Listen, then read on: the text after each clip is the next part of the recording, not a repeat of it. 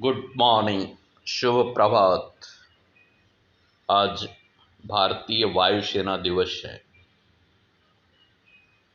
हम हिंदुस्तान के आसमानी रक्षक और रक्षिकाओं को तहे दिल से प्रणाम करते हैं और संपूर्ण देशवासियों को भारतीय वायुसेना दिवस की हार्दिक शुभकामनाएं देते हैं। आज का गीता स्वाध्याय श्लोक 14 से 27 तक। अध्याय 14। यदा सत्त्वे प्रवृद्धे तु प्रलयं याति देहभृत् तदोत्तमविदां लोकान् मलान् प्रतिपद्यते।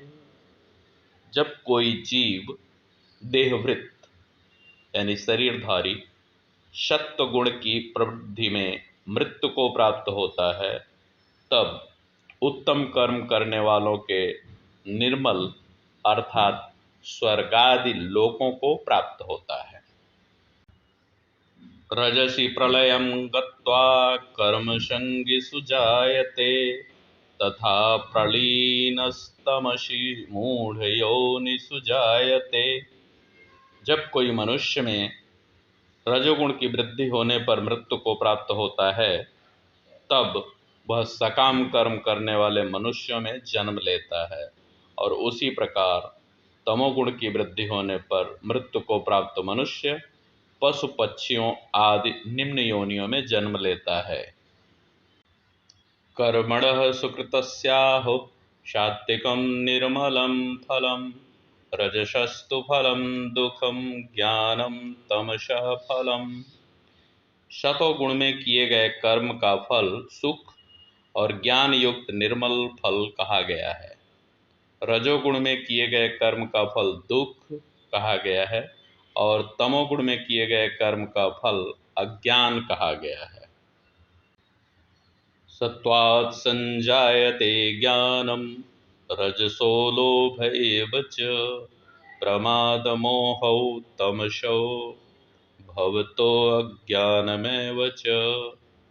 सतोगुण से वास्तविक ज्ञान उत्पन्न होता है, रजोगुण से निश्चित रूप से लोभ ही उत्पन्न होता है, और तमोगुण से निश्चित रूप से प्रमाद मोह अज्ञान ही उत्पन्न होता है।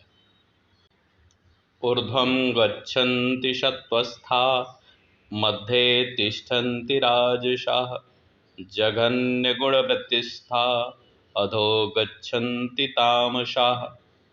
शतोगुण में स्थित जीव स्वर्ग के उच्च लोकों को जाता है, रजोगुण में स्थित जीव मध्य में पृथ्वी लोक में ही रह जाता है, और तमोगुण में स्थित जीव पशु आदि नीच योनियों में नरक को जाते हैं। नान्यं गुणेभ्यः कर्तारं यदा द्रष्टानुपश्यति गुणेभ्यश्च परं वेत्ति मद्भावं सोऽधिगच्छति। जब कोई मनुष्य प्रकृति के तीनों गुणों के अतिरिक्त अन्य किसी को कर्ता नहीं देखता है और स्वयं को दृष्टा रूप से देखता है, तब वह प्रकृति के तीनों गुणों से परे स्थित होकर मुझ परमात्मा को जानकर मेरे दिव्य स्वभाव को ही प्राप्त होता है। गुणानेतान् तीत्यत्रिन् देहि देहसमुद्भवान् जन्म मृत्यु जरा दुःखैर्विमुक्तो अमृतमश्नुते। जब शरीरधारी जीव प्रकृति के इन तीनों गुणों को पार कर जाता है, तब वह जन्म मृत्यु बुढ़ापा तथा सभी प्रकार के कष्टों से मुक्त होकर इसी जीवन में परम आनंद स्वरूप अमृत का भोग करता है। कैर्लिंगै स्त्रीन् गुणानेतान् तीतो भवति प्रभो किमाचारः कथं चैतां स्त्रीन् गुणानति वर्तते। अर्जुन ने पूछा, हे प्रभु, प्रकृति के तीनों गुणों को पार किया हुआ मनुष्य किन लक्षणों के द्वारा जाना जाता है और उसका आचरण कैसा होता है, तथा वह मनुष्य प्रकृति के तीनों गुणों को किस प्रकार से पार कर पाता है। प्रकाशं च प्रवृत्तिं च मोहमेव च पांडव न द्वेष्टि संप्रवृत्तानि न निवृत्तानि कांक्षति। श्री भगवान ने कहा, हे पांडव, ज्ञानी पुरुष प्रकाश, प्रवृत्ति और मोह के प्रवृत्त होने पर भी उनका द्वेष नहीं करता तथा निवृत्त होने पर उनकी आकांक्षा नहीं करता है।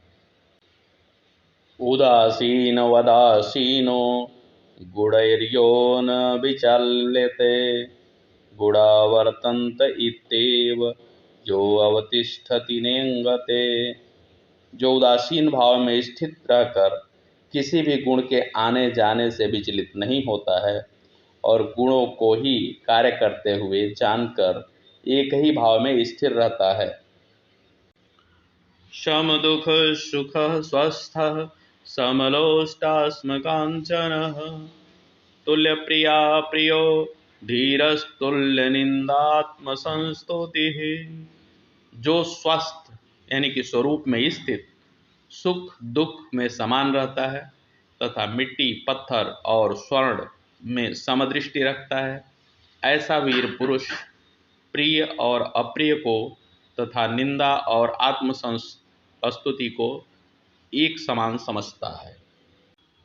मानापमानयोस्तुल्यस्तुल्यो मित्रारिपक्षयोः शर्वरंभ परित्यागी गुणातीतः सा उच्यते।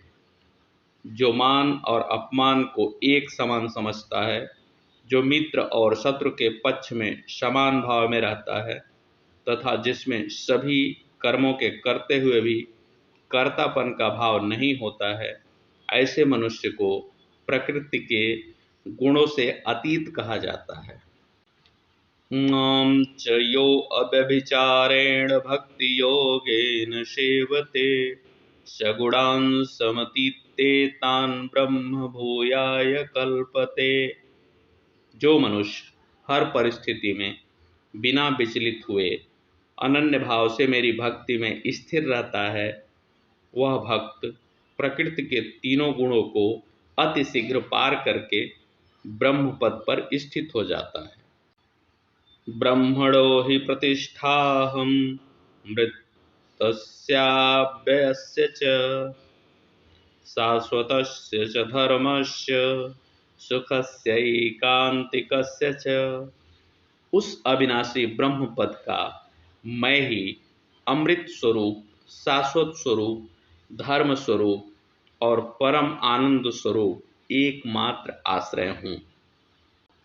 इस तरह भगवान श्री कृष्ण ने ऐसा प्रतिपादित किया कि सब कुछ छोड़कर सिर्फ मेरी शरण में आ जा।